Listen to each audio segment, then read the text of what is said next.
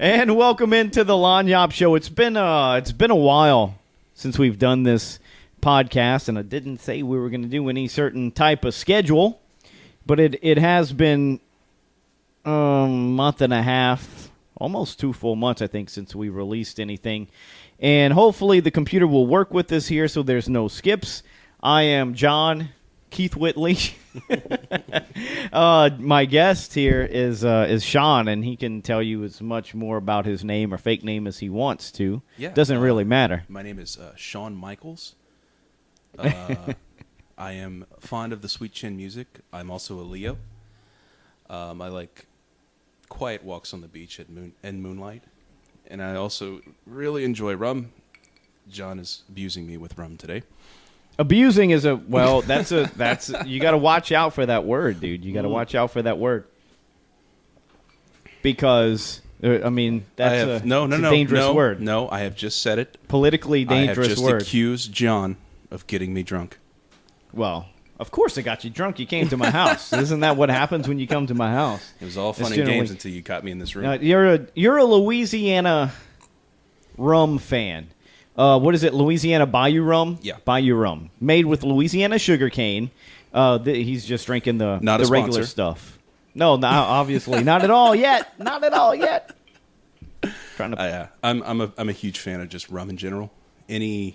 Almost any rum other than clear Malibu. Yeah. Well, I think I'm a big fan of most rums. When I first started drinking, I started with the shitty beers, and I couldn't understand why anybody liked beer. Didn't make any sense to me. Mm-hmm. Then I started drinking good beer. And I was like, oh, I get it now. Like 3 years down the road, and everybody would call me a wussy because I drank. But I was like, I don't know how y'all drink this trash. This is trash beer. Oh, okay. So I started. And then, no, granted, I've had mixed drinks along the ways, but I never really got into them. I really started with vodka, and I would go get a pint or one of those little small bottles of vodka, and the slushy machines, and I would mix that before I would go to whatever event we had. I'd fill up half a thing of slushy, and I would buy a vodka, and they would it wasn't obvious what was going on to the cashier. Why are you only most do you put the little cone top on the top so you're supposed to fill it up as much as you can? You were making daiquiris before you knew what daiquiris were. Yeah, exactly. And then people were people fill it up. They put the cone thing on, they take it off, and they eat the top of it, and they fill it up more, and then they put the thing on. Mm-hmm. I would still fill the shit up halfway. And I'd put the cone top, and there was so much missing. And they're like, what are you doing? Well, here comes let me get that pint of vodka behind. Okay, oh, yeah. I got it. I got it now. I know what you're doing now. Yeah. And so I did the vodka thing. And then my next thing was Coke and rum, and I did Captain and Coke. Captain and Coke was fun. Mm-hmm. I love me some Captain, man. For a long time. And then Captain and Sprite was huge back when I just started understanding how drunk I could get. I didn't know how drunk I could get until I pounded a few Captain and Sevens, Those, when I first started the annual barbecue, when we started doing that, that's when I was drinking Captain and Coke, and that was one of those nights. That was probably one of the last nights to drink Captain and Coke. And then I moved on to bourbon, and I started getting in. This is Knob Creek, and God knows what else I put in here. I just walk around just squirting stuff in it. It's mostly Knob Creek and melted ice cubes. Mm-hmm. There was a little powder in there earlier. I think I squirt. Sometimes I have some mint syrup that I made with mint that I grew in my garden, so I squirt a little bit of that impressive. in there. I was highly impressed by you just grabbing those little squirt bottles. Yeah, well, I don't know why. It's just a man with squirt bottles. It just gets me going. It's the Guy Fieri in me. That's where I got it from, dude. You were pretty close to saying "bam" when you did it too. Or I was taking my drink to Flavor Town, dude. So stupid. I love it. That's good. So Sean was like, hey, I listened to your podcast. I want to be on one. I'm like, okay. Well, I really don't talk about anything, really. It's just like the things of the day. And my dad was here earlier, and you've heard him in a previous podcast, and we were talking about the Kavanaugh whole deal with Kavanaugh and Ford and the Supreme Court nomination and all the politics involved. And I wish we would have had the microphone there So we could have said things, and it would have been there, and we don't have to rehash it here. But that's one of the things going on now, and Yeah, it's something that's already been hashed so many times. yeah, Everything is a rehash at this point. anything it's you pretty say rough. has already been said like 20 million times Yeah. on Facebook. Yeah, it's pretty rough. You're just repeating what people post on Facebook. Pretty rough. I hate Facebook, dude. I really do. Stop it. Just stop it. Now, look, I made Well, you're not on it that often, are you? Well, look, I have a professional Facebook account and I have a personal account. And the idea was I have a professional account. I want as many people as I want. I want as many people as I can get on my friends list on my professional account. So, but on my personal account, I only want shit that I'm interested in. So everybody spouting some kind of socialism, blah, blah, blah, whatever, that I'm not fucking interested in. Delete them all. But before I delete them, I'm like, I send a mass post, and I'm like, I tag people in. Here's my professional account. Please add me here. You may not be on my private one anymore. Please join my professional one. Blah, blah, blah. Then I went in, and then I just started deleting everybody left and right on my personal one. So you would think my personal Facebook feed is totally catered to what I want to see. And that would be the one that would make me happy. And my professional one is everybody else that just it was from my private account, or they just they know me from my professional job. And you think that would be like one I just want to skim through and not, dude, it's not even close. Mm-hmm. Not even close. I hate my professional Facebook. I nitpicked it so much to where like the shit that gets posted on it is literally just family shit and pictures and stuff, and it's not even worth my while to even look at it. It's really not. Yeah, man. It doesn't even make me mad. It's just not interesting at all. Like it used to make me mad. My professional one, absolutely totally freaking hilarious. Hilarious. I love it. My professional one, it has so much more. Now, I do have some super left socialists on it. They occasionally post something that might annoy me a little bit, whatever, but I can scroll past it, and I go through all the stuff because I work at a country radio station. I'm not trying to, expose myself here, but I work at a country radio station, and the listeners are just so funny. So I get all the good Facebook stuff. I get all the good funny videos of people hurting themselves or just doing stupid shit, man. And it's hilarious. I love it. That's what makes social media great. Let's make Facebook great again. That's what I'm saying. Let's go back to pictures of kids. Funny videos, memes, lots of memes. I want more memes in my Facebook. That's what I want. And memes, even if you're making a political statement, memes that you don't have to take seriously. They lighten the blow a bit. Right. You don't have to take them super seriously. It's good stuff, man. It's good. I had chosen a while back to kind of just separate myself from it, like almost completely, and it's hard. It is very hard because it's right there. It's on your phone. It's easily accessed at any second of the day. So I don't know. I just jumped on a couple days ago and I kind of sifted through and saw that everyone had an opinion about everything. Mm-hmm. And I was like, okay, so nothing has really changed. Nothing has changed at all. It just gets worse every day. So I just kind of, I posted something stupid, something. Yeah, just something But silly. I thought it was great. I thought your post was great. It was just, I don't know. So I did that, and then I a couple kid pics. Just the idea of just bringing it back. Just bring back the kid pics. I want to see more kids jumping around in their diapers and stuff. And I do. Look, it's amazing. Like, you never... having fun, riding bikes. I'm 33 years old. But if you would have got me in high school and you would have said... Because social media didn't exist back when we were in high school. So if you would have said, that's true. Yeah. John... as you got me in high school, John, would you care in, 15 years from now, that you see your classmate Jill's, her family, pictures of her kids running around in the backyard, climbing on like tractors and digging in the dirt and stuff. Would you care that you see that? And at that time, of course, I was the rebel with the crazy hair and the jacket with all the patches on it and the spikes everywhere, and I still have the lip piercing.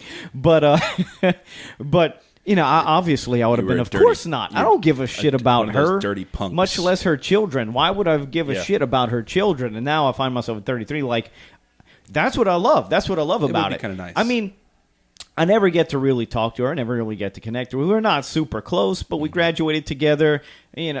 Every once in a blue moon, we might be at some kind of similar function where, hey, how's it going? Okay, you're doing good. Yeah, what you doing now? Okay, yeah, me too. All right, well, that's great. How many kids you got? Oh, yeah, okay, that's it. And now you have kids of your own. So when you see like I said, her name was Jill. I don't want to say any more about her name, but you see little mini Jills all on her Facebook, and you're like, oh, it's great. It's great. Like, you're actually interested in that. Yeah, you get some kind of, It's cute. It's cute. And you see your wedding pictures, and you see like somebody's cooking some.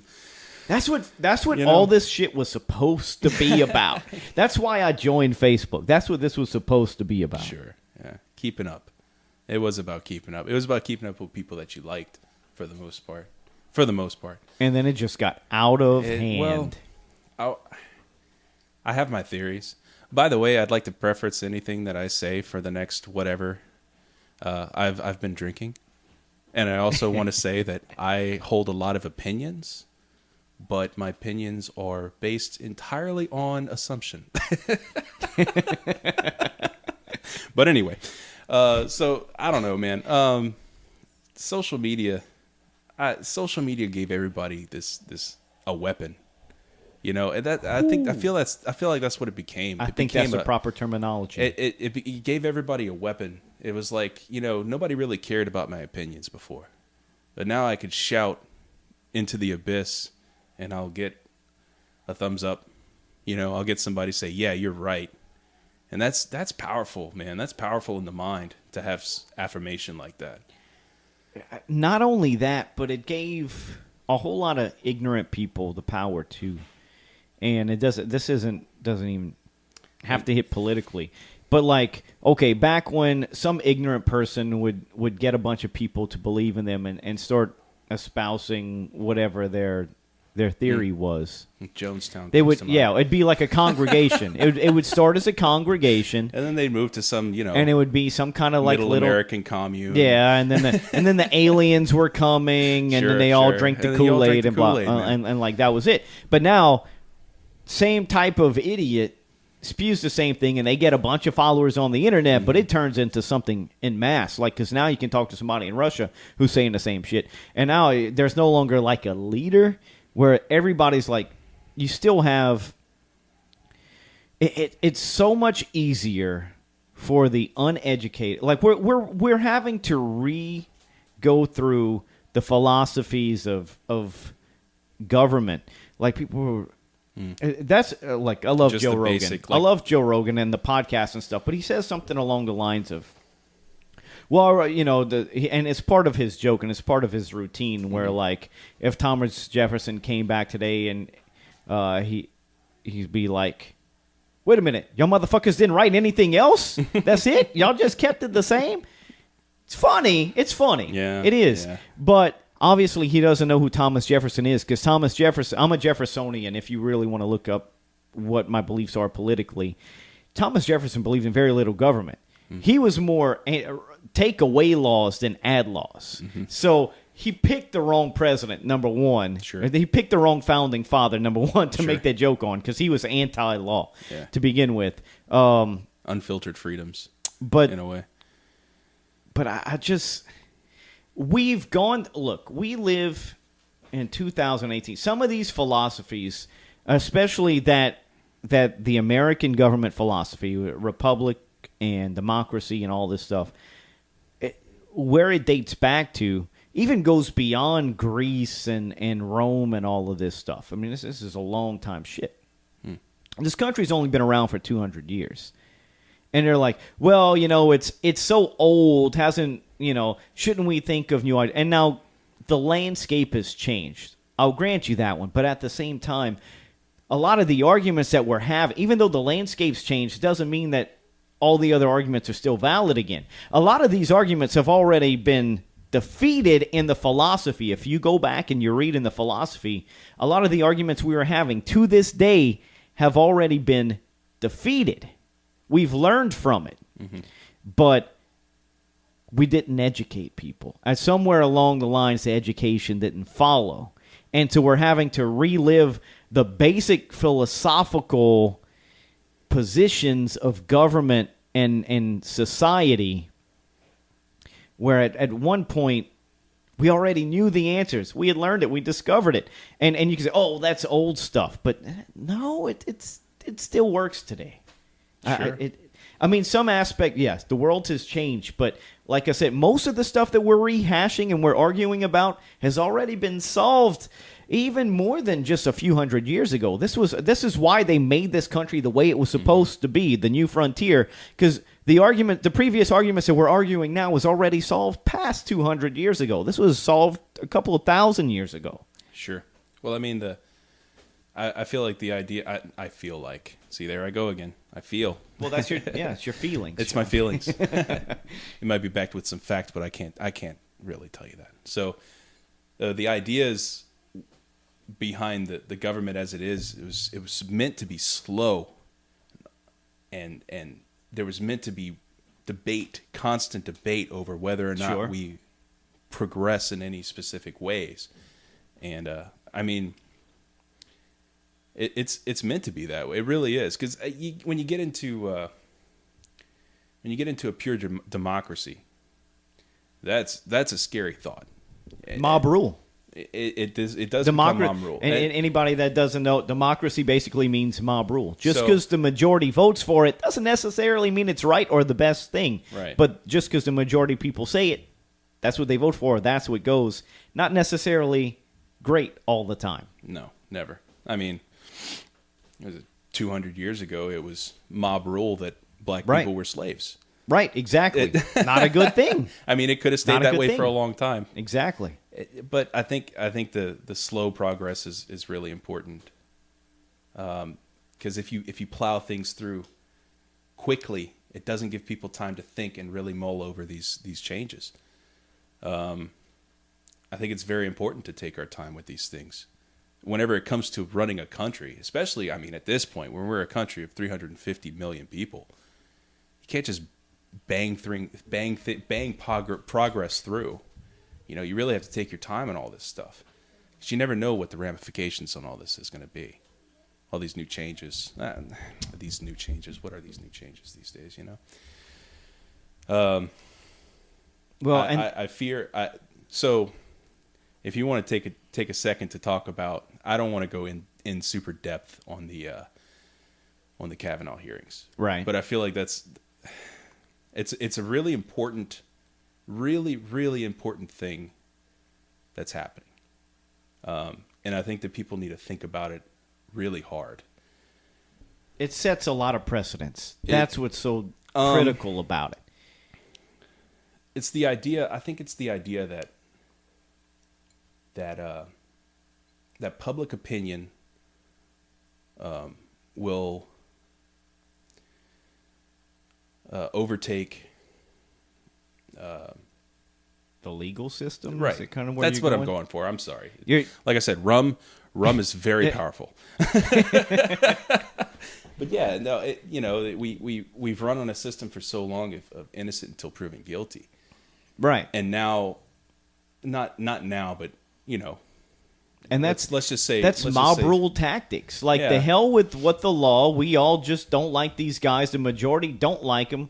Fuck them. Let's light torches and fucking chase them out of here. Hey, careful with those torches, bud. Well, we can't light tiki that's mob torches rule anymore. Kind of. No. Yeah. It's the idea, and that comes hand in hand with our social media too. Everyone has an opinion, and everyone's opinion is super important. And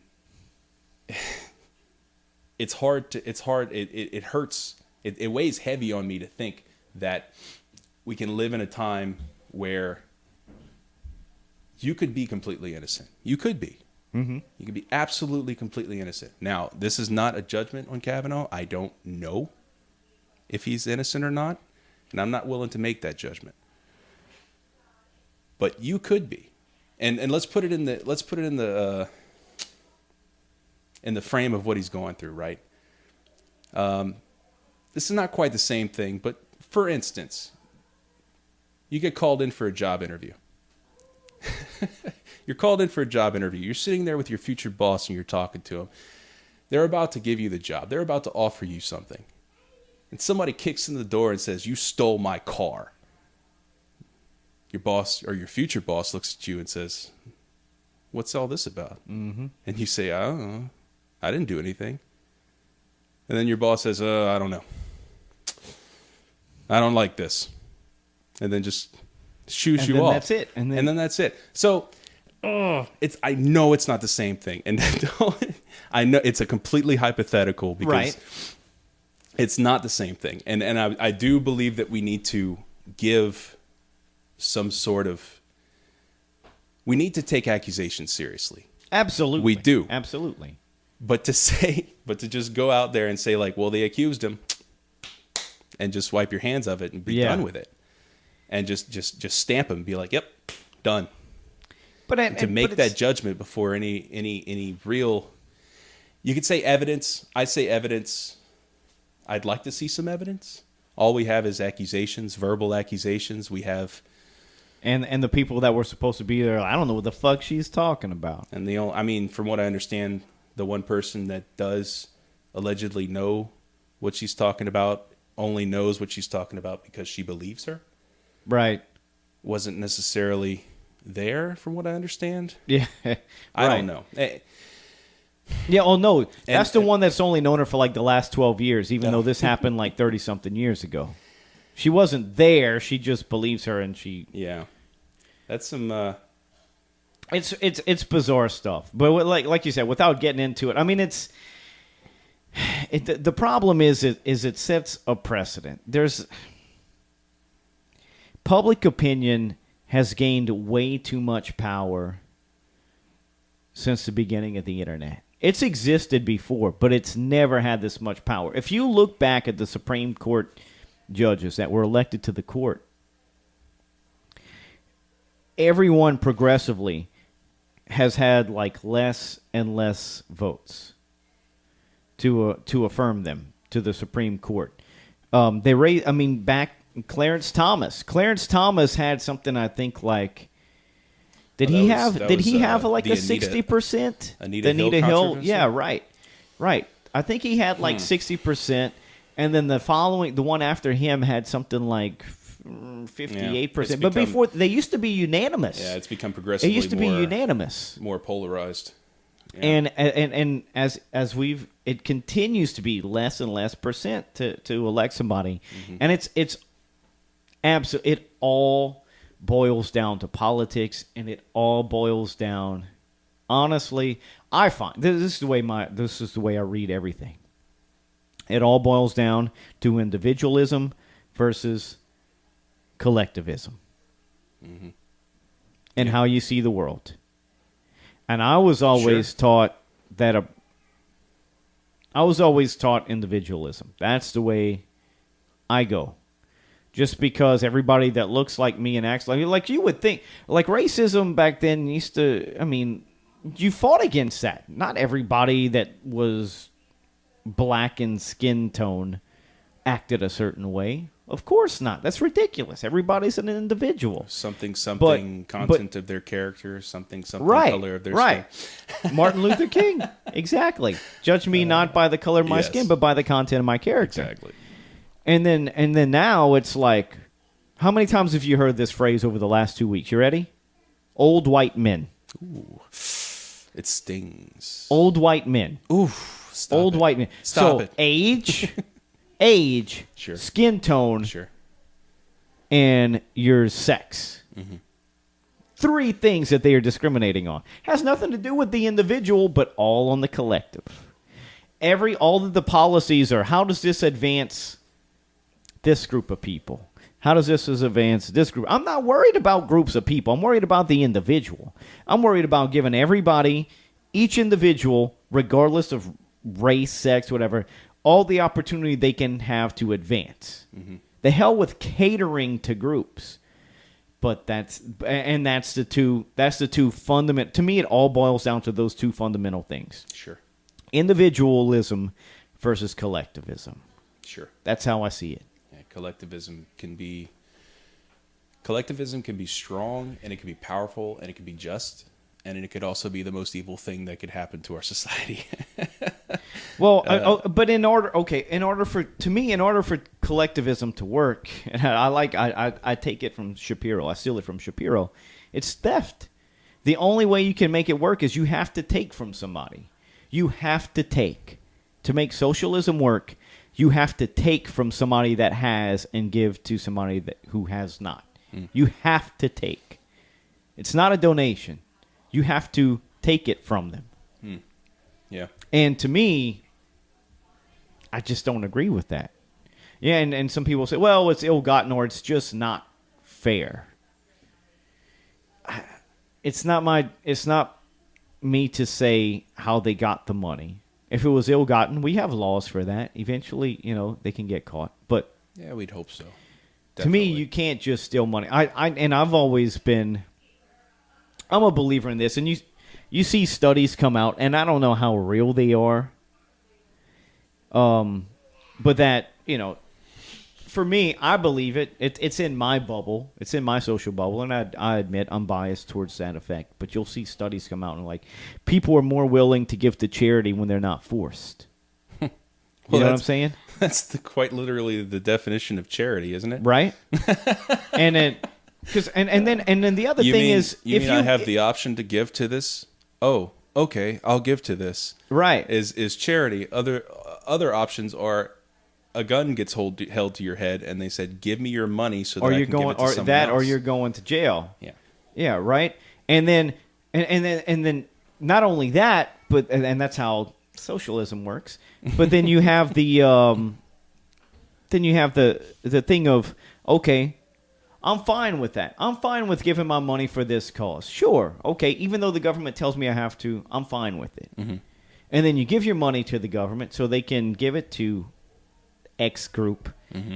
Y cause, Z whatever, Z fund. Z.2 and then you give them 30% of your paycheck, and then that crosses this desk and that desk and that desk, and by the time he gets to X, $20 gets donated. By the time he gets to Y, 2 pennies get donated. You don't even have enough to make it to Z. Because it crossed so many desks, all those people were pocketing it, and you're like, if it would just have been a charity and I could have gave directly to that charity, they could have had the full 100%. Yeah. Now, Z ain't got shit. Y has 2 pennies and X has $20, and y'all took 30% of my paycheck. What the fuck happened? Right? I mean, it's how possible. It works. It's possible. I can't. That's how it works. Say. All right.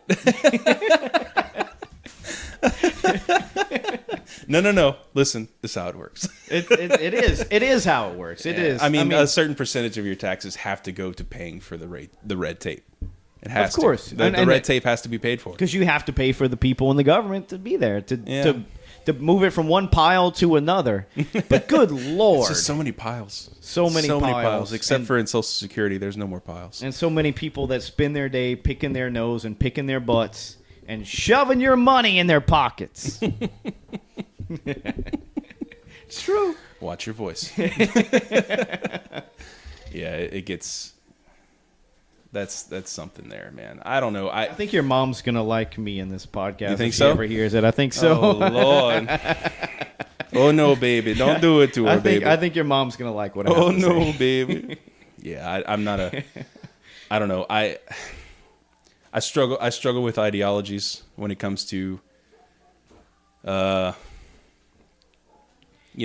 libertarian side, Democratic side, Republican side, they all have their... Or, I'm sorry, it's not Democrat and Republican as much as it is progressive liberal, It's conservative. It's gone off the deep end now. I mean, it's not what it used to be. You look back 10 years ago, there was a difference. I mean, there was a middle ground. Sure. There was libertarians were definitely different from Republicans, and then you had the what they call alt-right. What they call alt-right nowadays isn't even alt-right. It's not. Like they call like Shapiro alt-right. Alt-right's supposed to be like reserved for like the racist Nazis and stuff. Shapiro can't be a Nazi. He's a Jew, people. Good Lord. That Like, dude wears a yarmulke. Yeah, I know. He's supposed to be like that's supposed to be set aside for the Nazis. He holds some very passionate conservative views, and people are able to blur the lines between conservative and racist, which is kind of messed up. And then to me, Nazism still shouldn't even be considered right wing because Nazism still falls back on authoritarianism, and that's to the left to me. It's more up and down, I know, but still. No, well, okay, so I think that on the extremes, if we were to talk about extremes, those dogs outside don't like this podcast. You hear them? I do. Barking? I hear them. They don't like my voice. So, like on one side, you have absolute. Okay, so if you had a graph, on the top is liberal, and the bottom is conservative, right? On one side of the graph, you have complete libertarian, like absolute freedom, basically anarchy. Right. Okay, on the left side, and on the right side, you have complete like authoritarian. Right. And that's what the spectrum is in reality. No matter if you choose conservative or liberal, if you want the government to control, you're an authoritarian. If you want your liberal government to control the way that everyone lives, you're an authoritarian. I would be somewhere in somewhere quadrant, in that top right quadrant. Top right. The way you drew it to me, I forget the conservative anarchist. Yeah, I would be in that quadrant somewhere. Sure. I feel like, and that's the reality of how we all think. There's no like, if I say I'm a conservative, it's like, what kind of conservative are you? There are millions of different ways I could be conservative. I could also be slightly liberal.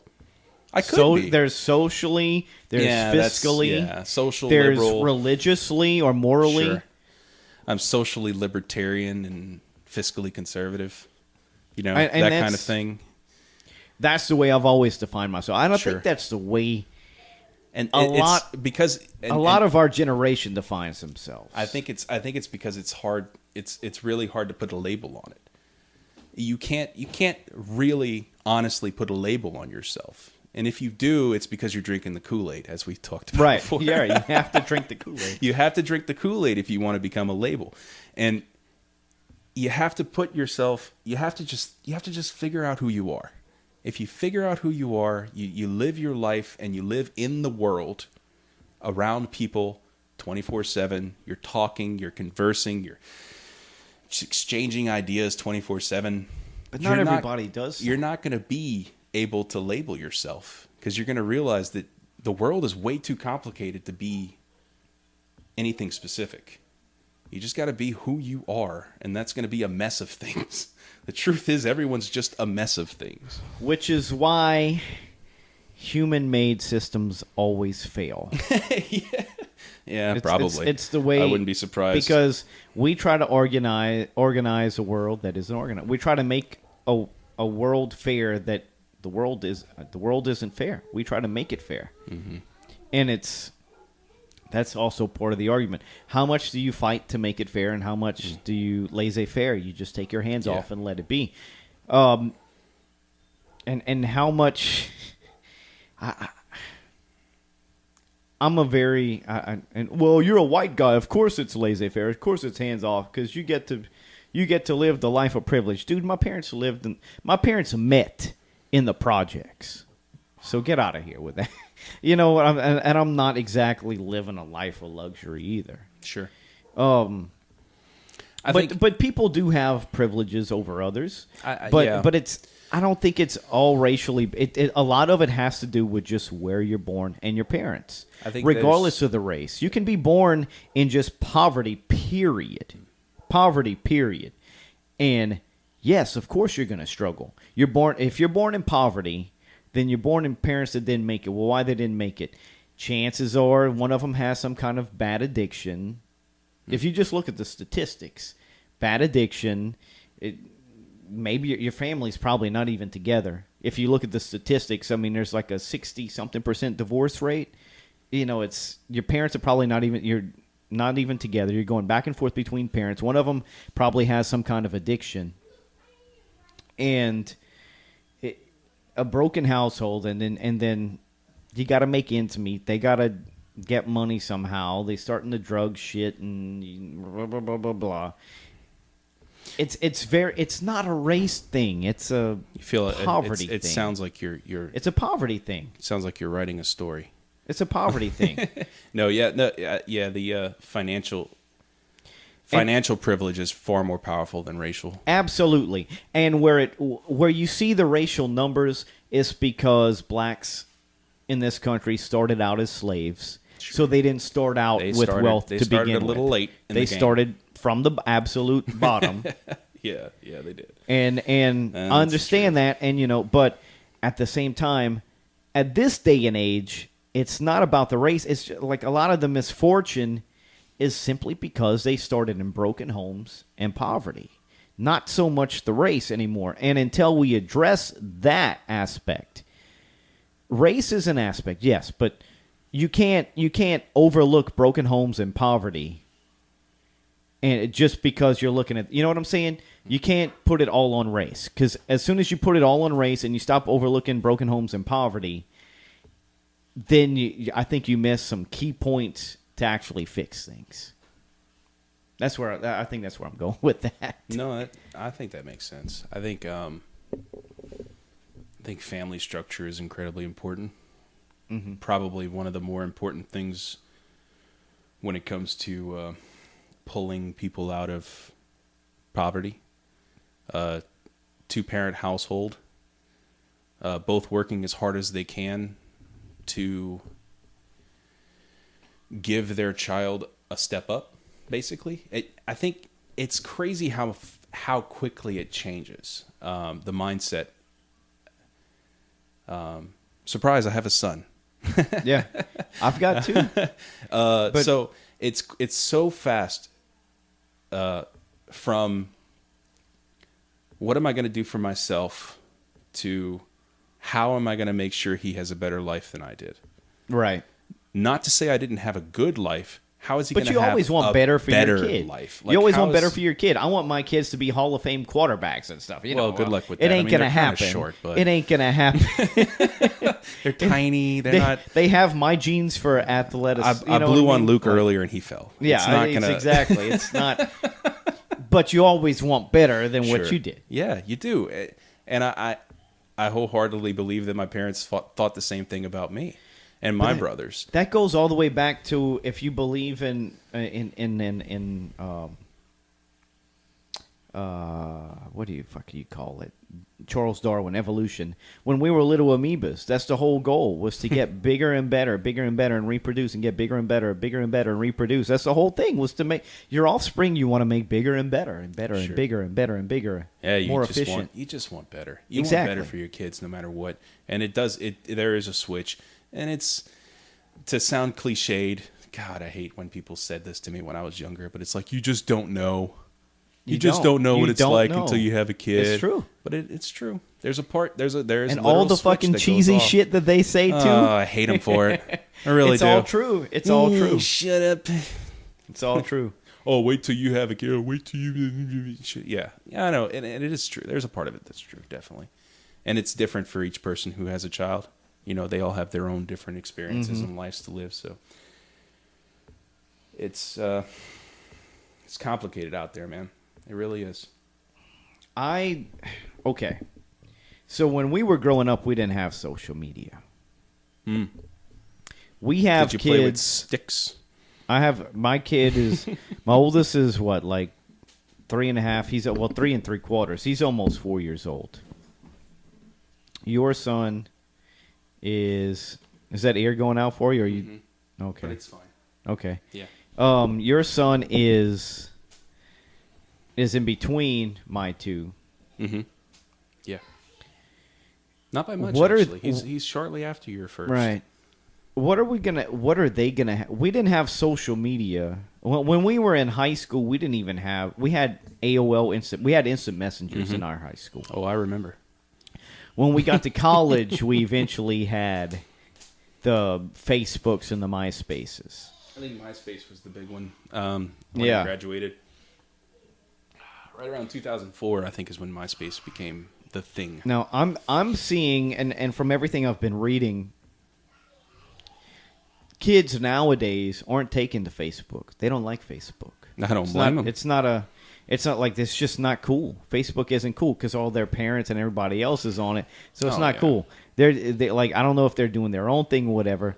What are our kids going to be on? What is going to be their thing? We've done instant messenger, which developed into MySpace and Facebook, and now you got Twitter. What are our kids going to be doing? You're looking at, in another 10, 15 years, what the fuck is going to be going on, man? Matrix plug-in. It's crazy. Straight up. Yeah, there's going to be a socket installed in the back of their head, and they're just going to... They're done. They're gone for the day. Downloading. That's right. They're going to school. Hey, have kid. you seen... Hey, kid, I'm a computer. Stop all the downloading. You remember when that shit was... You remember when that... body massage. Ah, the original. G.I. Joe. You remember when that The shit was original fucking meme. good? That's like... That's was like hardcore, 12 man. years old. Jesus. Kids That was the they don't beginning. know what What we're was that? talking about. Was The that beginning before of the internet. YouTube, or was that like right when YouTube kicked off? I Yeah, don't that know. was like at the beginning of YouTube. That's when YouTube just started. That's where you would get all those videos. That was wild stuff, boy. Stop Have all you the seen- downloading. Have you seen or even read? Did you read Ready Player One or watch the movie? I recently? watched it. I have Yeah. a big problem with that movie. Really? Yeah. Like what? all these fucking kids. Okay, so Off the bat, all these fucking kids that they all fucking knew each other, right? Sure. They all fucking met each other in like one day. Oh yeah. They in all the same travel. city. They're all in the same Oh, fucking yeah. city, right? Oh yeah. Incredible. They I all would happen call to be that- in the same fucking city. You know what I would call that? Bullshit. Spielberg movie magic. Yeah. That's what that is. Yeah. You remember Jaws? Straight movie magic.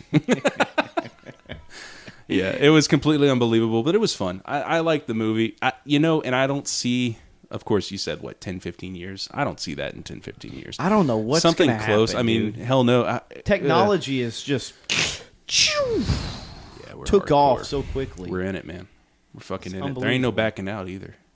I really don't believe there's any backing out. Like, was this what it was like during the Industrial Revolution? Like, you just start, Hmm. oh, look, that factory went up, and then, like, you wake up 2 days later, and there's, like, 20 of them on your street? Yeah, there's like 50 people out front, like picket signs saying like the horseshoe factory is going out of business and shit. I mean, Look at all these cars. I hate these cars. what is it going to look like 20, 30 years from now when we look dude. back at this era?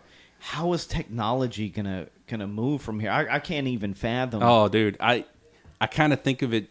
I think of it as we'll probably be more like. Have you ever like sat and listened to your grandfather? Has he ever Yes. told you stories about what it was love like my when he was a kid? grandfather.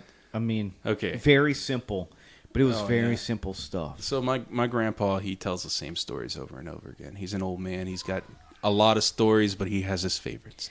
So If he's still around, get them all. Oh, Get them dude, all. I've Tape got- them, dude. I've If you got a got them on your video. phone, you got video. Yeah, I've Yes, got video. do it. They're awesome. Do it. I wish I could. I wish I. Oh, I it's had fine. video. There goes my phone. I wish I could have recorded my grandfather. Yeah, I recorded him. He was talking about his old stories. I mean, this is again going back to that whole like you want better for your kids, Right. or you want better for yourself first, and then when you have kids, everything changes. But when he was young, his father basically worked for a company store. You know, he worked on a rice farm. He lived in a shack that was supplied by the company, the man who owned the farm. He shopped at the store that was owned by the man who Right. owned the farm, and he bought everything with tickets that he was given for his day. Like you Wow. work today, here's your ticket. Wow. That was his life. Right. So And I think my grandpa saw that, and he just, there's no fucking way. There's Yeah. no way. So he did everything. He worked for different people. When he was 16, he got his, I think he got his mom, he said, to sign off on his military papers. He joined the Army. At 16. He might have shipped off at 17. I don't remember exactly. Like I said, it's a long video. I can go back to, but yeah, man. So he just everything he could to get out. Right. He used to say like the biggest the biggest city that he'd ever been to was Kaplan. God damn. That was it, dude. Everything else. Okay, I don't know one person from Kaplan that isn't batshit insane. Even people that moved out of Kaplan, they're still batshit insane. Kaplan. Especially the Oh, women. man. Lord, Dude. the women. I don't know nothing about Kaplan. Ooh, stay away from the women. I will not go on record saying anything negative about Kaplan. I will. So yeah, so he joined the Army as soon as he could. He left. He just straight up left. And yeah, I mean, he was telling me. He told me in one of the videos I got he hadn't even met a black man until he was 7, and it was a local fisherman, and it was somebody that his dad would trade with. Right. His dad would hunt. His dad basically hunted rodents and just varmint, skinned them. They'd trade. Like Nutra or something? Yeah. Oh yeah. Nutra. That was the big thing. Nutra and mink, I think. So that's what they traded. Well, you get some money for mink. Yeah. And gator. He said he used to hunt gator. Until the federal regulations came down, Oh boy. my God, heaven forbid. You gotta love the government when they care so much about us that they'd make us get tags before we can kill an overwhelming population of reptiles. Yeah, they're just gonna eat everything. Including our kids if you let them too close to the bayou. But so anyways. yeah, he used to tell me a funny story about alligator. He used to hunt alligator so much. He said, I would never eat an alligator.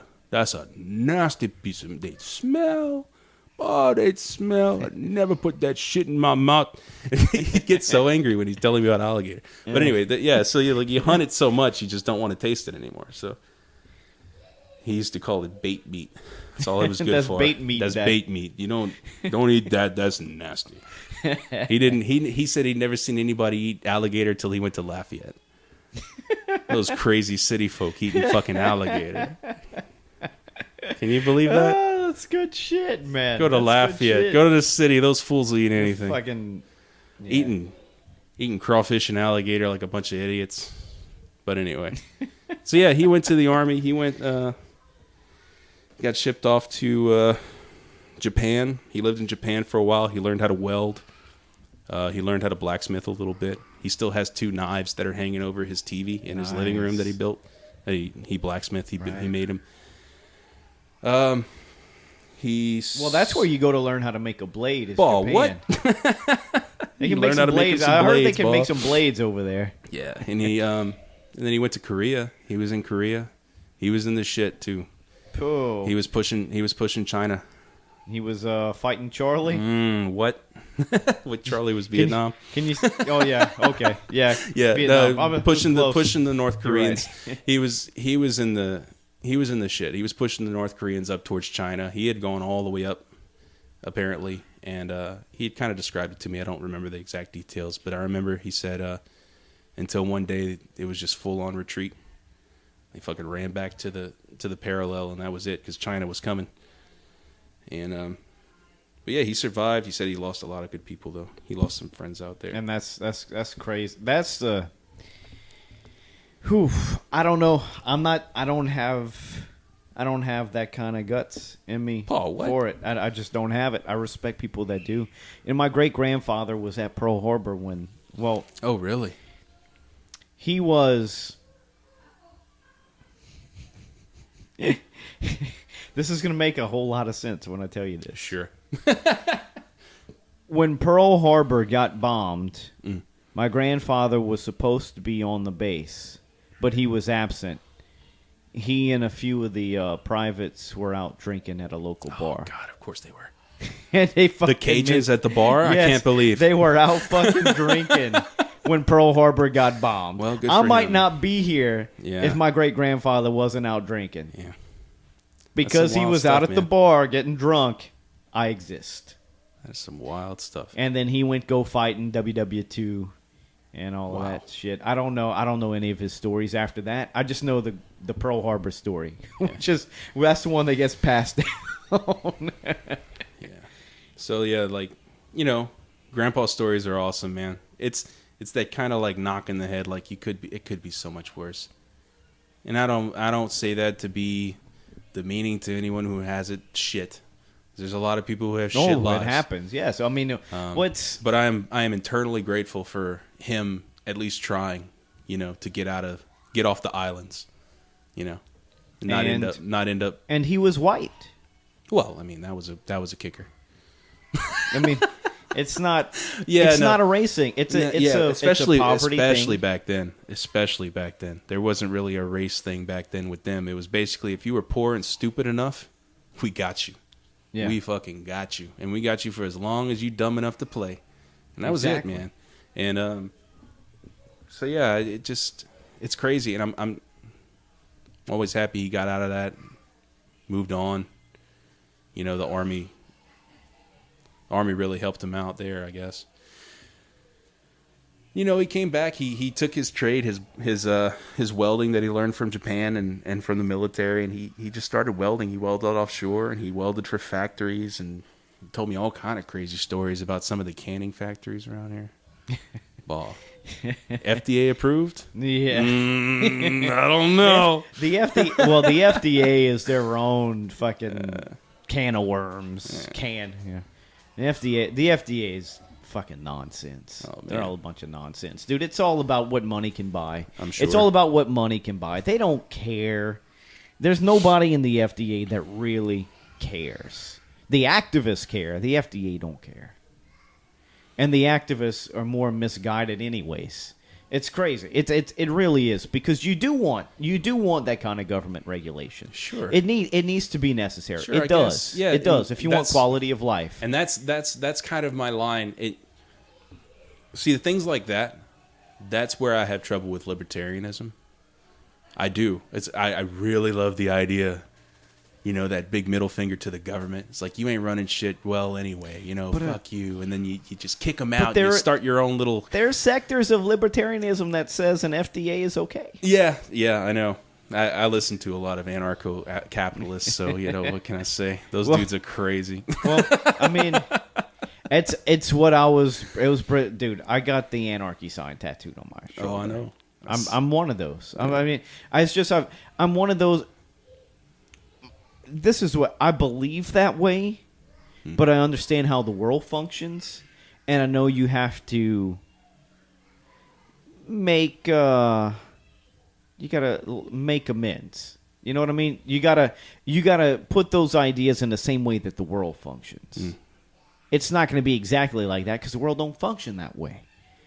But you try to strip it down and do as much as you can. I mean, look, the government should be responsible for the public health. In general, just taking care of its people, which means military and borders and stuff like that. Sure. Well, it's like the federal government was originally designed to basically just hold military. Right. And it was basically it. Just the military, protect the main borders of the Union. Well, that's all they had. Back then, they were Of course, that was back then. Back then, they were still so. They were still like screwing into people's heads because they had a headache and shit. You know, there was no Medicare and shit back then. You know, Leeches? Yeah, exactly. They were sucking people with leeches and shit. It's like, I don't know, Doc. My toe looks like it's about to fall off. Just go ahead. I could just cut it off for you. Just cut it off for you. That'd do it. But it's already in the blood, and next thing you know, they gotta keep cutting and cutting and cutting. Doctor, I feel like there's a hole in my brain. Well, there is, son. Oh. Are you okay? You don't feel too good. You can't feel too good with that thing. You feel a little feverish. And they just hammer this thing right through your nose and into your just take some cocaine and call me in the morning. That's what it is. Well, Well, not modern day. Modern day, they just give you fucking heroin. It's just it's just heroin. It's heroin. It's off-brand heroin. Yeah, exactly. It's medically approved. Jeez, and crack. God. Boy, that's a problem. Yeah, Huh? like, what, I don't know when they put that drip on, man. I was feeling all right. Yeah, motherfucker, you was on heroin, I dog. was on drugs. You were Goddamn. fucked up. Yeah. You was on heroin. I was in the It's hospital. I was in the hospital. I didn't have any surgeries in my life, Never? so I've never been on any of that shit. Man, I was on been. morphine for... Really? You got the Oh, fiend? what? Boy, for a good week or so. I was on God. morphine on that little button. Yeah. You know? You're pressing that button constantly like you feel like you're doing something, and you ain't doing shit. They're on the slow drip. So, Yeah. But talk about some weird dreams, man. I had nightmares of like kids trying to eat my feet. Like little children trying to eat my feet and like squirrels climbing all over my body. Oh, morphine's no joke. But yeah, it's freaking... That stuff's dangerous, man. It is. Dangerous. And it gets, people, even the best, most healthiest people get addicted to that shit because maybe you're an athlete, maybe you just work out, super great conditioning, you eat healthy all the fucking time.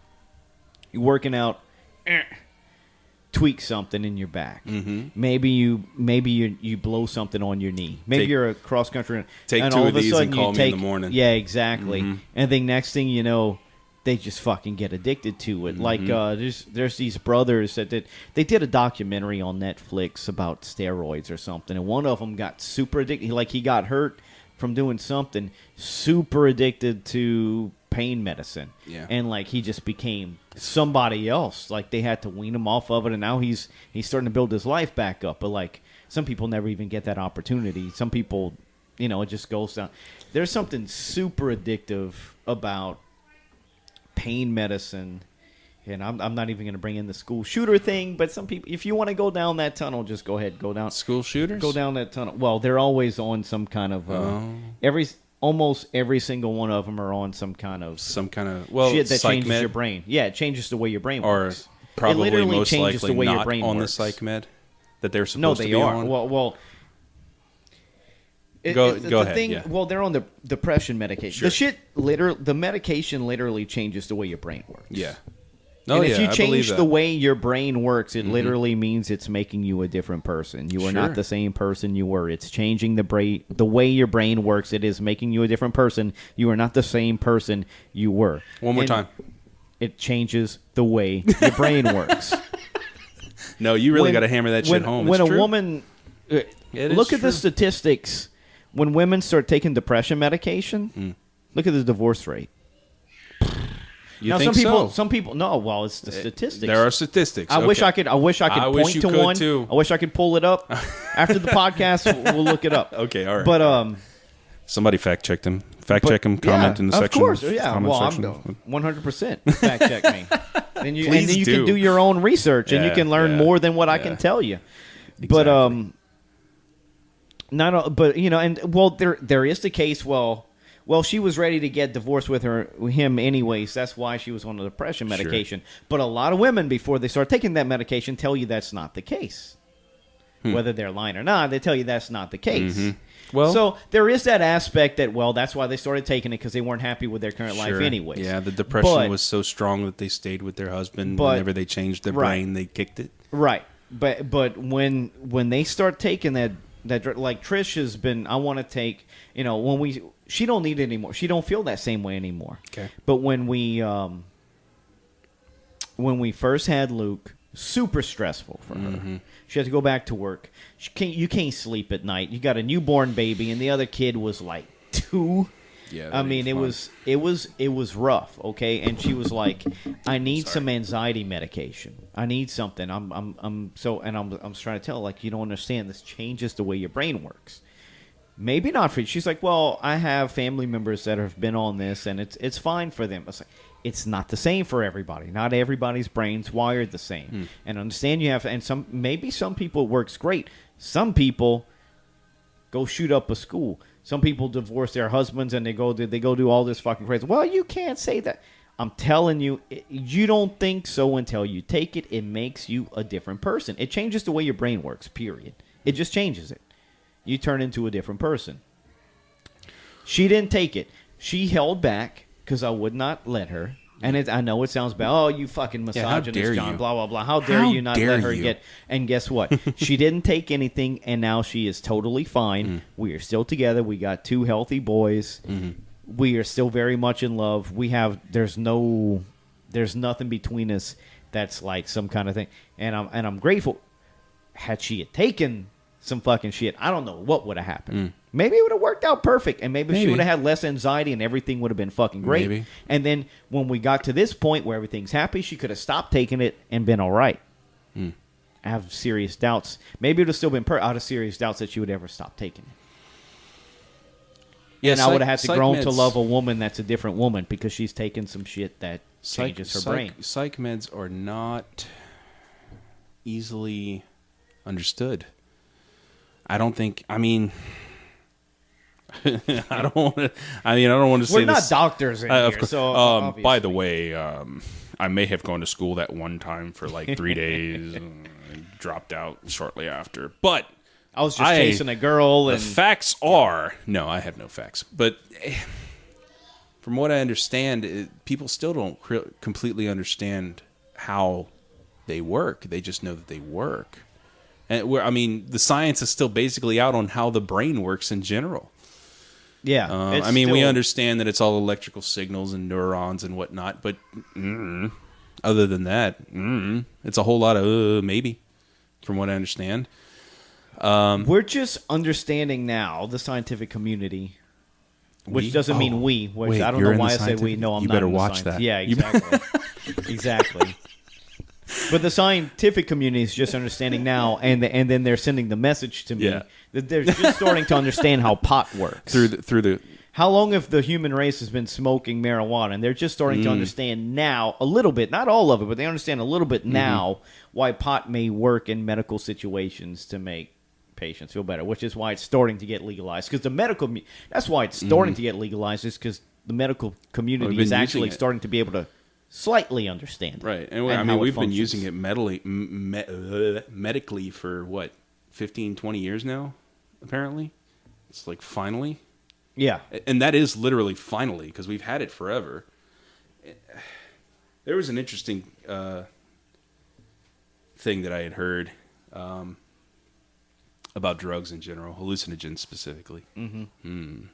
Hallucinogens. By the way, I'm 33. I probably haven't done anything that is considered a illegal drug for over 10 years. Wow.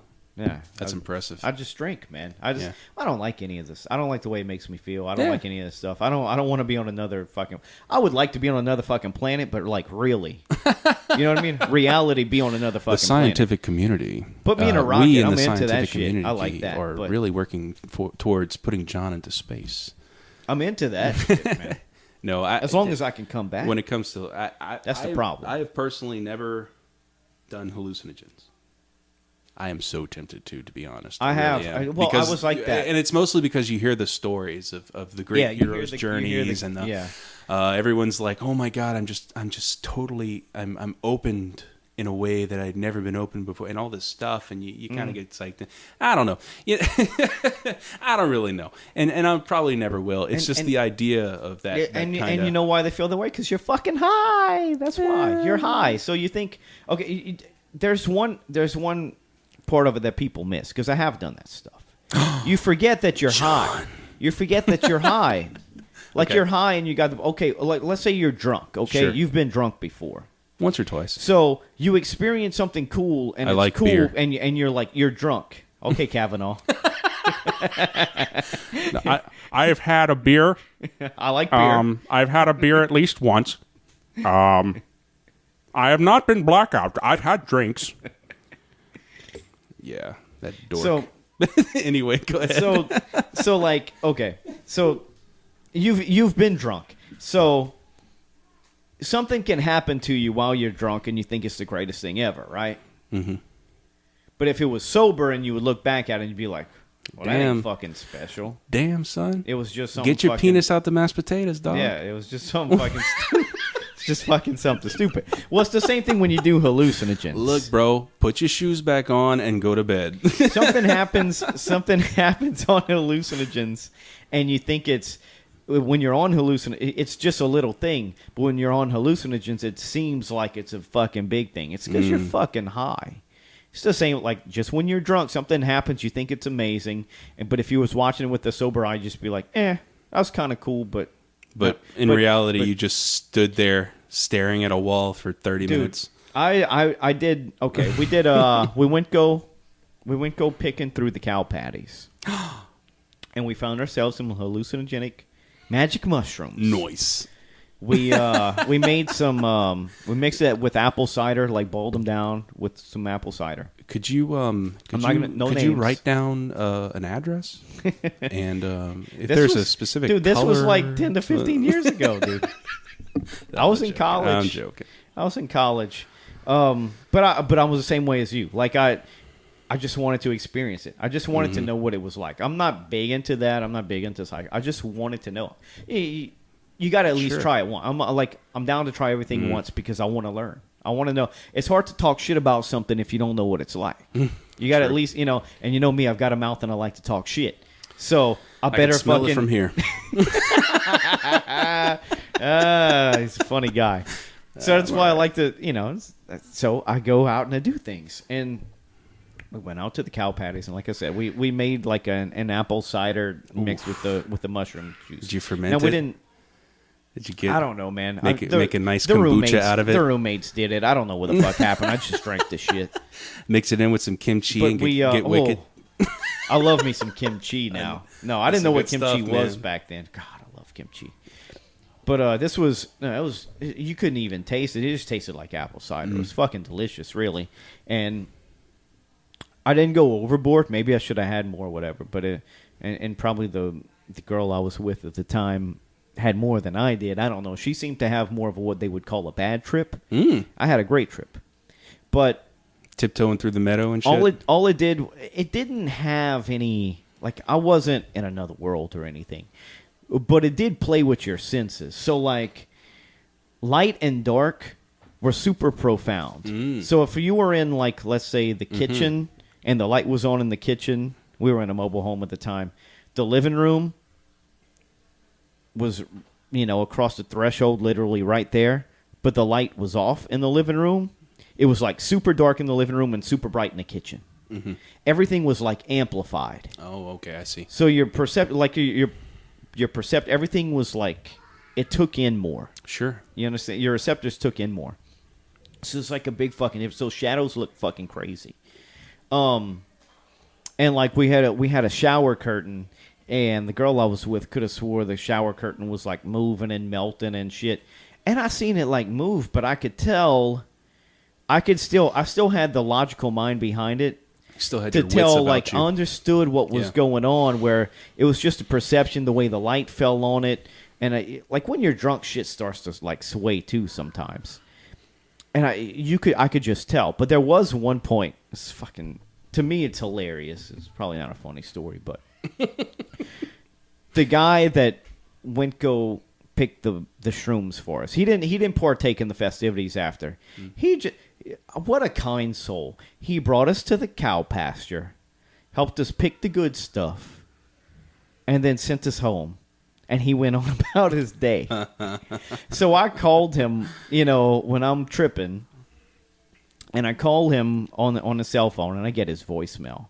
And I think I'm leaving him, like, I'm like, dude, blah, blah, blah, blah, blah, blah, blah. And I'm rambling. And I could have swore to you, honestly, it felt like I was talking on his voicemail for like 8 minutes. And the shit still didn't beep yet. And I'm like, oh my God, what is going on? Why doesn't your shit just beep? It still hasn't beeped. I've been talking for like, hey man, why isn't it fucking beep? All right, dude, I hope you have a great. And he saved it for me. And eventually, he changed phones and carriers and stuff, and it got deleted. But he played it back for me one time. I'm like, dude, I swear I was talking for like an hour on this shit. What was it really? It 2 minutes. 2 minutes. Like a minute and a half to 2 minutes. minutes. Yeah. But it like your perceptions are totally fucked. But I will say, what was back then, man, the band Avenged Sevenfold. This was back in like 2004. So before they became big, but they were still kind of big. They were still pretty popular. Avenged Sevenfold. I'll listen to their music was okay.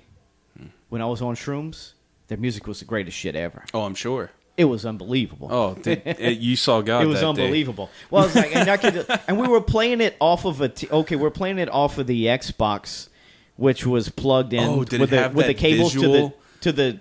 Well, I wasn't even paying attention. Oh, to the okay. visual. I was because the Xbox used to have like you could play your songs and they would have like the I was laying down in a hallway, but yeah, I know what you're saying. I was like laying the bubbles and the. Well, this was before. Yeah. This was the primitive Xbox, the first okay. Xbox. Right, yeah. And it was playing through that and it was plugged into a TV. So the music was actually playing through an old TV set through some RCA cables. But like I was laying in the hall. Yes, that's what it does to you. But I felt like I was in the music, like the music was all around me and shit. And that shit was cool. That is pretty fun. So for music wise, it was cool. I'm not going to talk about some funny. of the sex aspects and stuff. I'm not. Hey, whoa! Yeah, exactly. Whoa! It's not that kind of show. I don't even know about that. It's not that kind of show. Helicopters and whatnot. But anyways, I swear to God, man, I did a helicopter and I flew away. I won't. Look, as long as it's illegal, if it's illegal, I'm not going to recommend anybody do it because it's illegal. Oh, of course. Now, if it's something that's illegal, sure, go ahead, try it. Mm-hmm. That's my recommendation. Mm-hmm. That's my recommendation. There was so anyway, the whole reason I brought this up, great story. But the whole reason I brought this up because there was a guy. I guess he would call himself a modern day philosopher, or at least a historian, or someone. He was writing a book, and he was writing a book about hallucinogens, and he was saying that hallucinogens used to be very, very closely tied to religion. Yes, incredibly absolutely. Closely tied. It still to religion. is. I mean, still is. Sure. In some cultures, it was mostly like, and he was going off of some Native American tribe. I'm not going to name the tribe. I don't know the tribe, but he said it was basically a step-by-step thing, and it was tiers. And you would start off, you would see the shaman or the village elders, and they'd give you a certain amount of something, right? And you trip, and depending on how you tripped, that would determine whether or not you stepped into the next phase. And the people who made it all the way through, let's say it was 7-8 stages of this trip or this journey, depending on how you did that is whether or not you'd be brought into the fold of the elders, basically. It was a religion for them. It was about seeing nature and the gods of nature, basically. And it's kind of almost how good of how can you handle the weed kind of deal. You know what I'm saying? Like, hey, I don't know. Sean looks kind of sweaty over there in the corner. Is he okay? Oh, I'm out at level 1, dude. I get too high. I get too high on the easiest shit. I'm not a good smoker. It's the weed's not my just holding my chest like it's not my deal. I like to get drunk. You know, I like booze. Weed's not my deal. I get too high. But yeah, it's like a level. It's like a level thing. Is it? So all the shaman are all just dudes that are like fucking stoners. Then they can handle the hard shit. Pretty much. Yeah, they're all about the naturals, the herbs and such. That's what I like about Joe Rogan. He's so grounded. And you can watch all his podcasts, and he has all these scientists on, and I love the evolution based like psychologists and shit. It's very, very interesting shit. But he's still got that stoner aspect in him, man, where he's like, oh yeah, you just a little hit of peyote and you're on another planet and you're talking to aliens, but like he still talks about it like it's not just a high. Yeah. He still talks about it like it's something fucking mystical. And yeah, I don't know about all that. Yeah, you're not fucking talking to some being from another dimension. Your brain's just fucking not operating. You know what's really crazy though? Chimps, chimpanzees. They're fucking nuts. They're fucking crazy. Fucking nuts. They'll rip your arms off. They'll rip your face off. Jamie, pull that up. You ever see that video of the chimp pulling that guy's arms off? Pull that up. Hey, pull that Young up. Jamie, pull that shit up. Pull that shit up. Wow. You ever seen Joe Rogan's back kick? Look at that. Yeah, he's freaking strong, man. Dude. That dude's powerful. You got a kick? Everybody does it wrong. They have their knee down. It's got to be level. You got to point your knee level and extend. I have no idea. I have no idea. I don't know either. I don't. My tactic is basically don't. Just don't. Yeah. Just don't. Or choke. Apparently, I mean, one of the few fights that I've ever been in, I just ended up choking the guy as much as I could, shut him up, get him off of me. Fair enough, dude. You're a dude with size and mass. And Yeah, you just shut him up, dude. Whatever's easiest for you. It was not fun, but hey, like I said, just don't. God damn. There's nothing. Yeah. I really don't believe there are very many things in this life that would come to blows. At this point, especially when you're drunk. Okay. Well, at this point, we are men with family and children. Unless it's some kind of sanctioned bout, if you fight, you go to jail. Mm-hmm. What the fuck? Why go to jail? Just fucking call the police on the asshole and just don't let them take care of it. I mean, I'll fight you. You want to fight? Not really. No? No. We can sanction it. Well, is this another day? We can have we can spar on a day. I don't mind. Like I'll roll. I don't. But like, I mean, what's involved? Are we gonna have to get into a ring? Or we're gonna have gloves? I mean, we're gonna have fun. Like I can show you a few things. I'm not a. I mean, I have some fight knowledge. I'm not a fighter. Obviously, I've never been in any competition. I don't have any official training. I mean, I know a little bit. I know a little bit because I'm a fucking nerd. Sure. Trish has taken judo. My wife has taken judo. She's showed me things. I've showed her things. We've rolled. Well, I know that, but have you ever fought? I mean, I don't want to know what goes on in your bedroom. It's fun. It's fun, man. It's all good. It's all good. She just takes me and she flips me down on the bed, and then it's over. Really, the roles have reversed. That's it. But it's a real power game. It's fun. I mean, I'm allowed to talk. Honestly, I'm very rudimentary. I don't know anything, but at least I respect. At least I understand things. Sure. I'm not like what's his face. It's just unbelievable. You got to watch this. It's not even a full documentary yet, but if you look on YouTube, it's a YouTube documentary. It's a guy proposing a documentary about this kid. Okay. Kid from California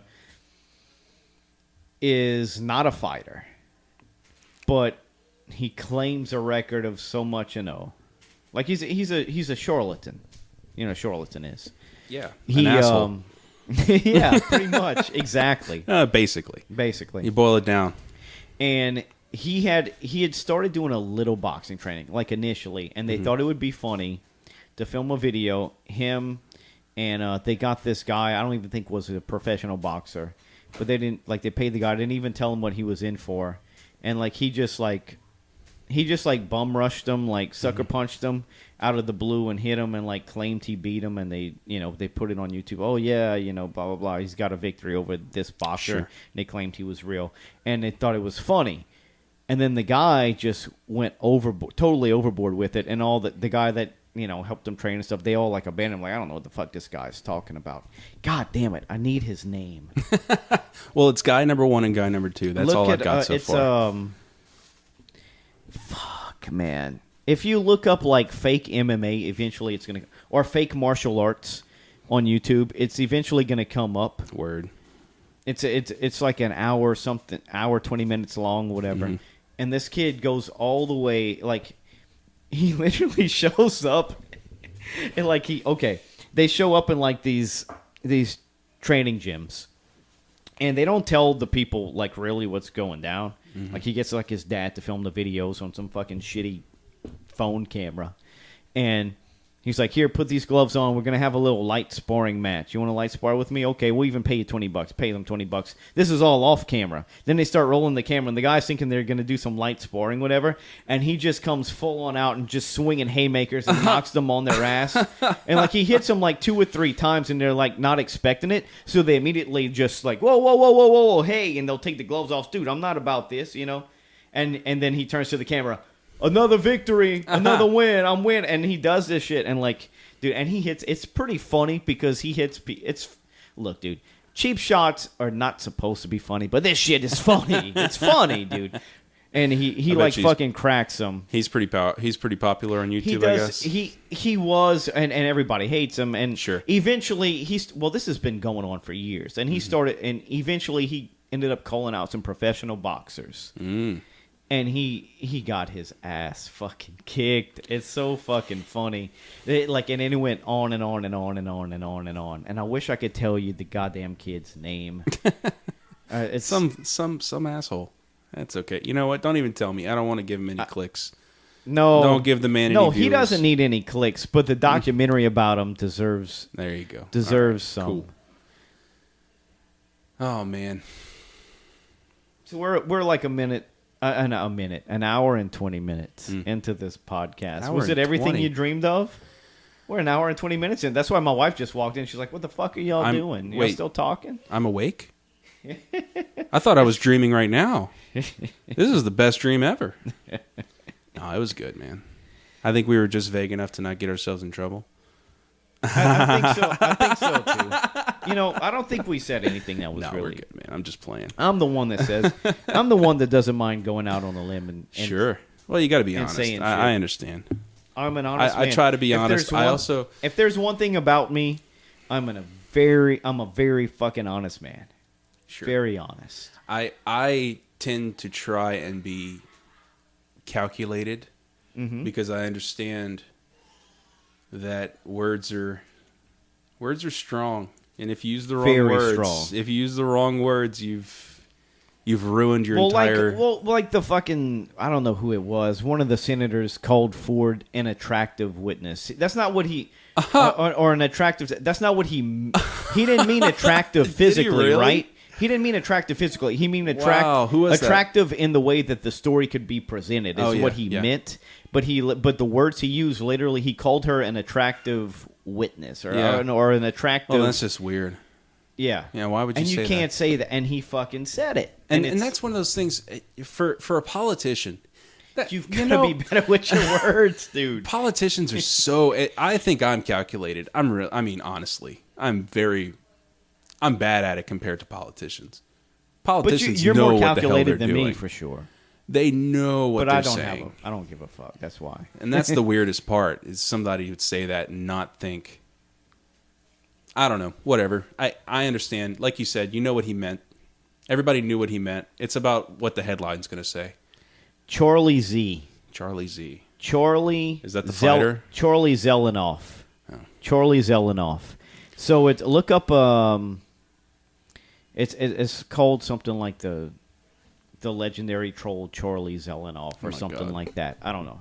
He's basically like a troll, but he would film himself like sucker punching people and claim they were victories. Dude, he made his own gear. He would walk around with hats that said like 247-0 and shit, and like the goat. He'd have a shirt printed with him like in his boxing gloves, and it said the goat. And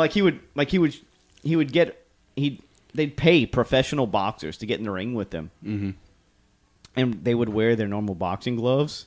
And he would wear 8-ounce gloves, which were already too small. And he'd take all the fucking cushion out. Oh, my God. And he'd still get his ass whipped. So he was an He'd still asshole. get his ass Okay. whipped. Hey, like he would just go and he would flail. Yeah. Flail is a good term for it. He'd Yeah. flail on them, and they're professional boxers. They just kind of shrug it off. And as soon as they hit him once or twice, he'd take off like running out of the ring. He'd like go out of the ring. Time out, time out, time out, time out.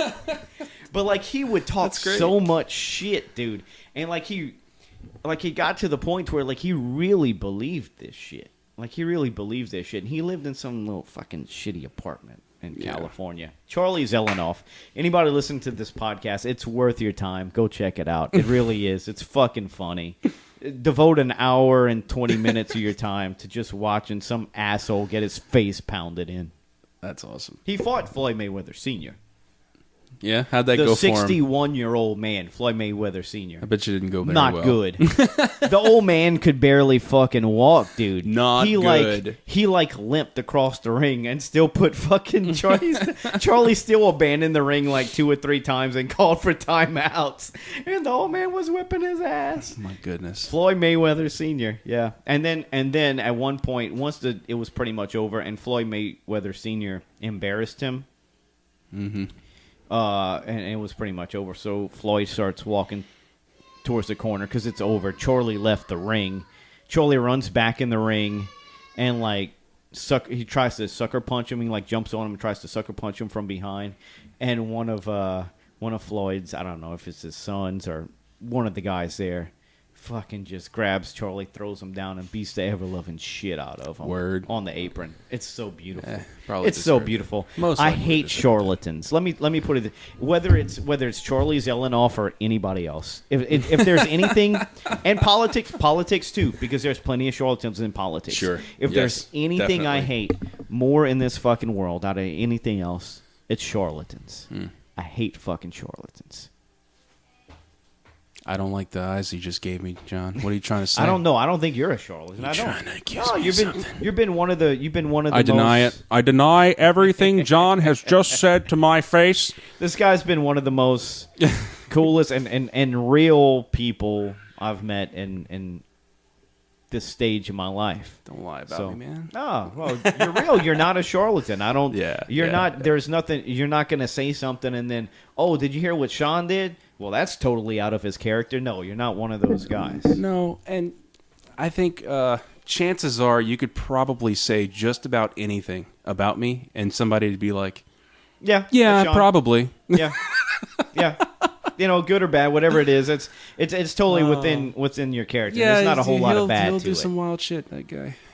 but there's not a whole lot of bad to it. Yeah. But there's some straight up fucking charlatans, and I don't stand for it. Right. I Oh, don't I like believe it. you. Yeah, I think.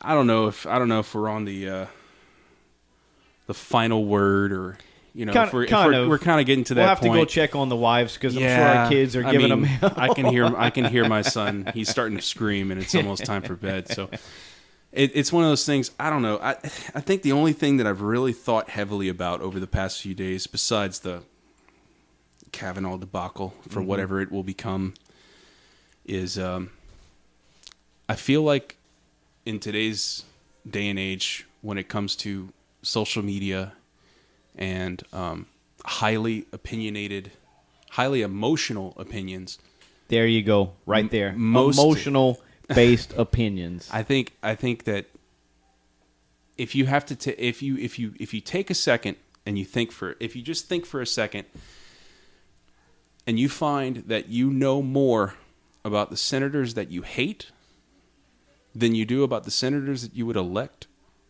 then there's probably an issue. And I've kind of seen that more and more lately, where people talk so much about what they hate about Congress and about the president Than what they that I like. start to wonder if they even know who they would vote for and why they would vote for them. And I think that's dangerous. That is profound because you're making me stop and think for a second. What? No, yeah, that's Okay. you can't follow up something that good with that. With the little John impressions, you know, Oh, I'm it's little not even when a good when one. my name is It's John, not even so a you good can't one. even. Yeah, I don't know. I think that's mostly what I've felt lately, and I've heard it from friends, not from acquaintances mostly. People from work, they're so angry. Everyone's just so angry about people that they absolutely hate, and Nothing about people that they like. nobody ever says like, "Hey, did you hear about this guy here who's running? You know, he's really great. You should look Yeah. into him." It's like, nah, look at this guy over here. He's talking about this guy, and look at this one over here. Everyone's so ugh, Yeah, and it's always absolute, the negative. It's constant absolute negative. chaos. Absolute Constant chaos. negative. I think people should do more promoting of the ideas, the good ideas that they hold, than the bad ideas that they hate. And I think I really do feel like that would help out a lot. But what Here's do I the- know? I'm just some fool from fucking Lafayette. I'm just some fool from Ville Platte. Hey, bruh. Hey, bruh. Here's one thing that You jumped heard on about me in that the Kavanaugh boy? He's crazy, boy. That boy's fool, boy. Look. Go one ahead, of I'm the things that Try to be serious. the thing that they got me was his truth versus her truth. There's Yeah. no such thing. The truth is the truth. The truth is the truth. Yeah. There's no different. varieties. There's no his truth. The truth is the truth. Mm-hmm. If her truth is different from the truth, it's a fucking lie. If his truth is different from the truth, it's a fucking lie. The truth is the truth. Yeah. Period. I'm actually I don't want to hear this his or her truth shit anymore. And I am for the investigation. I think it's fine. I don't see a problem with it. It does delay. It's a delay. It's a very obvious delay. It's a play. And I understand that. It's a political play. It is what it is, man. We're at that point now. There's really no turning back, honestly. And it's got progressively progressively. They used to elect them unanimously. Sure. You understand that? I know. Supreme Court judges used to be elected unanimously. Oh yeah, and quickly too. Yes. And it's progressively taking longer. And the percentages are going down. Oh, down. It was great. It was a great show when Obama tried to appoint a judge in his last year. Don't forget, they did it too. Y'all did it too. Y'all did it too. Everybody tries it, man. Everybody at this point tries to push it back, and I feel like it wouldn't be this bad if the Supreme Court wasn't given such a Well, they're way overpowered. They were overpowered. Yeah, we're disgusting. supposed to have a balance of government, and the Supreme Court is way overpowered than they were ever intended to be. It was a George Bush, and I'm not going to quote this because I don't know it exactly, but George Bush was basically saying, like, just pass it and let the Supreme Court sort it out. He's done that a couple times. I don't know if he was. I don't know. I know that quote, Obama's done it a couple times. But that's. But it's not a quote. I'm not quoting him. Okay. I'm saying it's a. So it was something along those lines, and it's like, no, that's not how it was designed. A congressman, either in the House or in the Senate, you're supposed to know the Constitution. You're supposed to know whether a law is constitutional or not. The president is supposed to know whether a law is constitutional or not. You're not supposed to jam it through and then ask the Supreme Court, a bunch of appointed, like, lifers. Yeah. We didn't elect those guys. We have to let them sort it out? And they have all the power, dude. Bogus. They have all the power. Bogus. They have all the power. That's bogus. But anyway, that's about all it is. I mean, Ford, she could be. Yeah, she's probably telling the truth. I don't know. Kavanaugh, he's probably telling the truth. I don't know. I don't know. We don't know. We don't know. I can tell you, she's a little nuts. So. Jesus. She's a little nuts. So she's not playing with a full deck of cards. I don't know. And Kavanaugh is a very. I don't want to say anything. Well, and he's a very privileged kid. Sure. He was a very privileged kid his entire life. Did you just say clitted? Clitted. That was. Oh, no, that's not. That's not. I don't like that. I don't know. Well, he was very privileged, and I'm sure they had some drinking while shenanigans, and it happens in those old boys' schools, and then and she's not playing with a full deck of cards. I think that was pretty obvious, but I think it's more important. That's all we can tell. What I want to see from all this. This is my only take. What I would love to see from all this, and I know it's hard, and I'm not going to say anything negative about people who couldn't. It's more along the lines of women need to step up as soon as possible when these things happen. Absolutely. And I believe that... And it's happening. No, it's I think I read, during the Kavanaugh trial, that day... Well, not the trial, but the testimony. During that day of testimony, they were up, 200%. People calling in, reporting. Yeah. Now... And women also need to understand that 72 hours... You can't use that as a weapon either, though. No, but... and again, it's double-edged sword here, right? Yep. So you have, on one side, we need to... not allow women have the right to do it, but I guess women need to feel more capable. You need to report the shit. You need to report it. At the same time, report it. People can't be lynched over allegations. Exactly. The process needs to happen. Exactly. It needs to go through. We need to find all the evidence. Women and the thing with the reporting, it has to happen within 3 days, or there's no evidence at that point. Brings me back to Kaplan. The women from Kaplan, fucking crazy. You need to have that shit investigated. I would end on that one. You want to end on that one? I think so. All right, Sean. All right. This was a good one. We'll do this again. You're definitely coming back on this pod. I'd love to. Maybe next time we'll have something a little more lighthearted to talk about. In this climate, you never know. You never know. Like, I was like, what are me and Sean going to talk about? You know, I was thinking like a couple weeks ago, we were going to schedule a podcast. What are we going to talk about? You know, politics is kind of dumbed down a little bit. No, here it comes. Back in our faces. Oh, dude. I laughed out loud. NBC, they were talking about the Kavanaugh trials, and then they were talking about not the trial. It's not a trial. What am I talking about? But that's the thing. Everybody calls it a trial. It's a trial. But they're talking about the Kavanaugh thing, and then right after they finish talking about it, they have what looks like, I shit you not, a fight card. You have Kavanaugh on one side, Ford on the other, and I swear they had the weights and the heights and the KOs. It could have been. It was just like that, and I was like, "Oh, so that's what we're doing now." That's what it is. That's what we're doing now. We're advertising. We're showing it. We're getting ads. We're getting ad revenue. We've gone backwards. I remember in fourth grade, we had a class in fourth grade. I don't remember if it was actually English, where it was fact versus opinion, or if it was actually in social studies, is what they called it back then. What's that?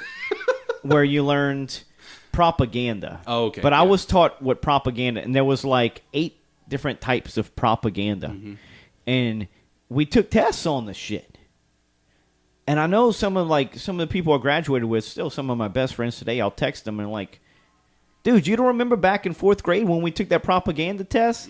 The shit you talking about? That's number 3. You don't remember that fucking shit? We learned that shit, John. I don't remember shit I did in high school, much less fourth grade. I learned it, dude. I learned it. It's fucking like a lot of that shit is propaganda. We don't know.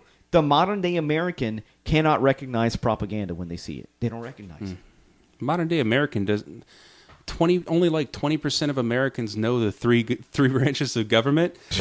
We expect them to know what propaganda is. Yeah, and they definitely don't know how it functions. They definitely don't know how it functions. Anyway. All right, dude. I love you all. This look, it didn't even stutter at all. It's a good thing I restarted this computer. Good deal. I love women. Yes. Women are my favorite. Of all races and shapes and sizes. Of course.